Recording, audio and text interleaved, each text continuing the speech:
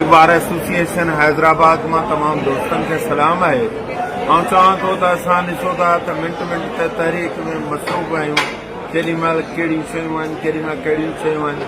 तंहिं करे मूंखे टाइम जी कमी जे करे हालांकि मूंखे ज़हन में आहे ऐं मूंखे करणु बि घुरिजे, लेकिन आउं चवां थो त सरदार शाह जेका गुंदी ॿोली ॻाल्हाई आहे वकीलनि जे ख़िलाफ़, ॿारनि जे ख़िलाफ़, त ॿारूं फतवाऊं पियूं जारी कनि असांजे ख़िलाफ़। जेका बि हुन पार्लियामेंट में ॿोली गंदी ॻाल्हाए, पोइ वरी उन ॿोली खे एक्सपोज़ करे सॼी सोशल मीडिया ज़रिए हिननि पाण ई वायरल करायो आहे।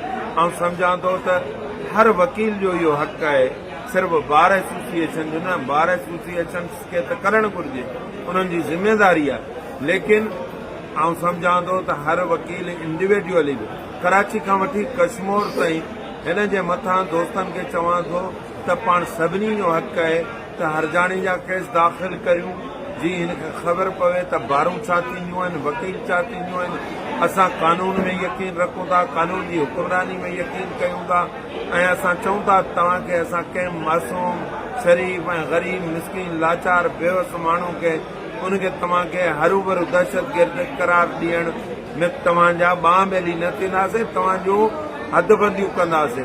तव्हां जेको इरफान लिगारी जहिड़े हिकिड़े प्यारे मासूम माण्हू जो मर्डर त थी वियो, पर हुन खां पोइ जेका तव्हां गंदी ॿोली ॻाल्हाए हुनखे कोशिशि कयो आहे त हुनखे असां जेको दहशतगर्दनि सां हुनखे लिंक्ड करायूं, इहा ॻाल्हि तव्हां अॼु बि इन ॻाल्हि ते न बीह सघंदो, न को सुभाणे बीह सघंदो।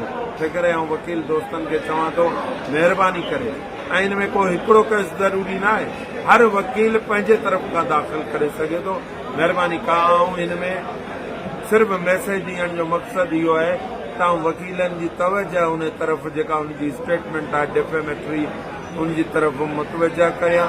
बाक़ी दोस्तनि जी जेका राय हूंदी, जेके दोस्त आहिनि पंहिंजी मर्ज़ी सां मालिक आहिनि, महिरबानी।